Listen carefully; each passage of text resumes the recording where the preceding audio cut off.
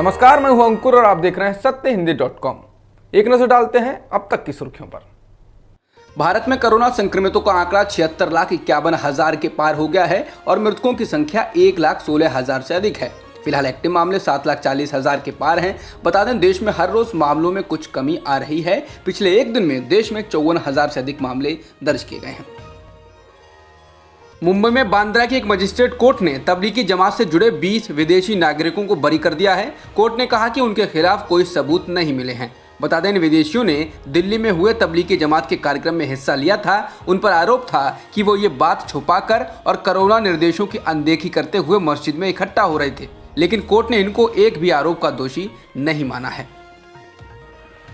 केंद्रीय स्वास्थ्य मंत्रालय कोरोना मरीजों के इलाज के लिए प्लाज्मा थेरेपी की प्रक्रिया को बंद करने पर विचार कर रहा है। Indian council of medical research ने मंगलवार को कहा कि प्लाज्मा थेरेपी मृत्यु दर को कम करने के लिए बहुत प्रभावी नहीं है, ना ही इससे मरीजों की हालत बिगड़ने पर रोक लग पा रही है।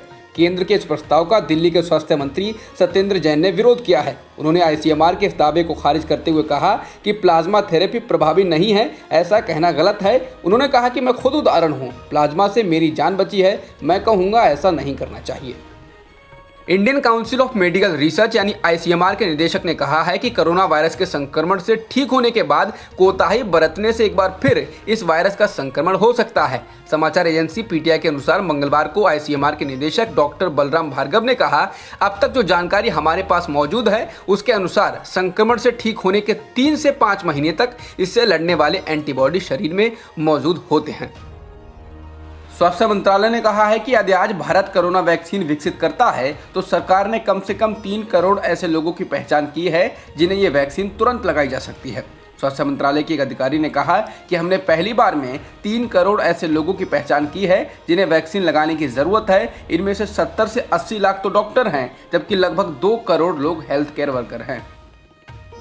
आंध्र प्रदेश के कुर्नूल जिले में 4 निजी स्कूलों में 27 स्कूली छात्र कोरोना पॉजिटिव पाए गए हैं, जिसके बाद स्कूलों को बंद करने के आदेश जारी कर दिए गए हैं। बता दें, सरकार ने 2 नवंबर से पूरे राज्य में स्कूलों को खोलने का ऐलान कर दिया है।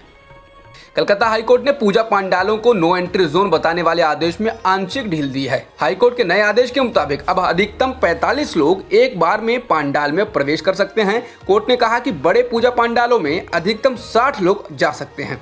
कोर्ट ने कहा कि पंडाल में प्रवेश की इजाजत पाने वालों के नामों की लिस्ट हर दिन सुबह 8 बजे तक पंडाल के गेट पर लगानी होगी। आंध्र प्रदेश में कोरोना से रिकवर होने का रेट देश के बाकी राज्यों से बेहतर हो गया है। आंध्र प्रदेश का रिकवरी रेट लगभग 95% है। इसके बाद बिहार आता है जिसका रिकवरी रेट 94% है। फिर तमिलनाडु, पंजाब और झारखंड का नंबर आता है जहां रिकवरी रेट 93% है। बता दें, आंध्र प्रदेश देश में कोरोना से प्रभावित होने वाले राज्यों में दूसरे स्थान पर है। केरल में एक दिन में 8,369 नए मामले सामने आए हैं, जिससे राज्य में एक्टिव मामले 93,425 हो गए हैं और मृतकों की संख्या 1,200 से अधिक हो गई है। जॉन्स हॉपकिंस यूनिवर्सिटी के अनुसार दुनिया में कोरोना संक्रमितों का आंकड़ा 4,08,46,000 के पार हो गया है और मृतकों की संख्या 11,25,000 के पार हो चुकी है। वहीं वर्ल्डोमीटर्स वेबसाइट के मुताबिक दुनिया में अब तक 3 करोड़ 6 लाख से अधिक लोग ठीक भी हो चुके हैं।